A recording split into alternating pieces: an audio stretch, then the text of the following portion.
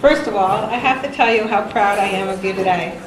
I know how hard it is for you to get up in front of everyone and perform, but today you did it beautifully. The theme of your Dvar Torah was overcoming challenge. You talked about the challenges the Maccabees faced in defeating the mighty Syrian Greeks, the challenge Satoshi Tajiri faced growing up, and even as an adult, and the challenges you face every day at home, in our community, and at school. The truth is we all face challenges every day. They are just different for everyone. For example, I have battled depression and anxiety my whole life. You often face my anxiety when I get angry at you and your siblings, even when the truth is you have nothing to do with what is bothering me at that moment. Ima and Abba have faced many challenges together in our married lives.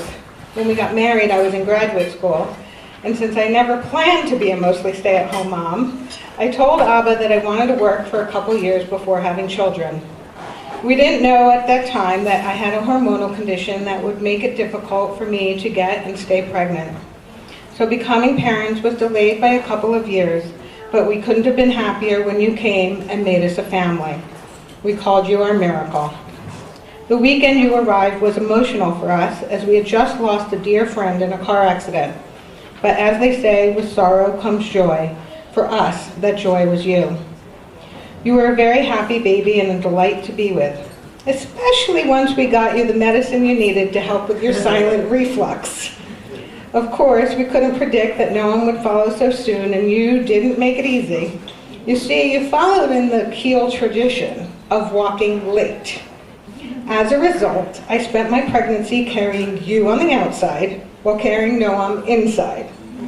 That is until you conveniently decided to start walking 5 days before Noam decided to come 2 weeks early. It wasn't easy, but I made it through. You loved your brother to pieces and know that someday you will both appreciate and love having a brother.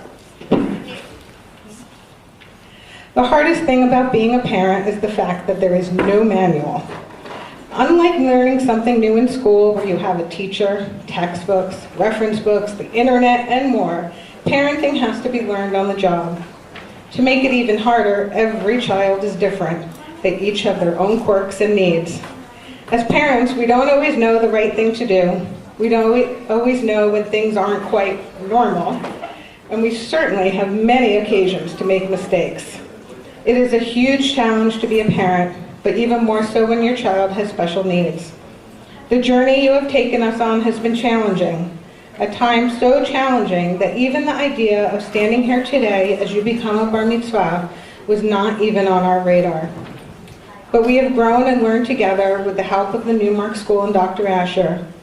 We are so grateful that we found them and for the guidance they have given all of us as you learn to handle the challenges you have as a result of your autism. Throughout Jewish history, Jews have faced many challenges as they simply tried to live their lives as Jews. There were many times when they were able to live their lives in peace, but also many times when they were expelled from their homes and countries simply because they were Jewish. I know that at many times you have faced difficulties being proud of your Judaism because it makes you different. But I hope that someday you will grow to appreciate who you are and the joy that being Jewish gives to your parents. A long time ago, I adopted a motto by which to live my life. It is attributed to a Jewish sage named Hillel. He said, "Im ein ani mili, uksha'ani la'atzmi ma'ani, ve'im lo achshav eimatai." If you are not for yourself, who will be for you? If I am only for myself, what am I?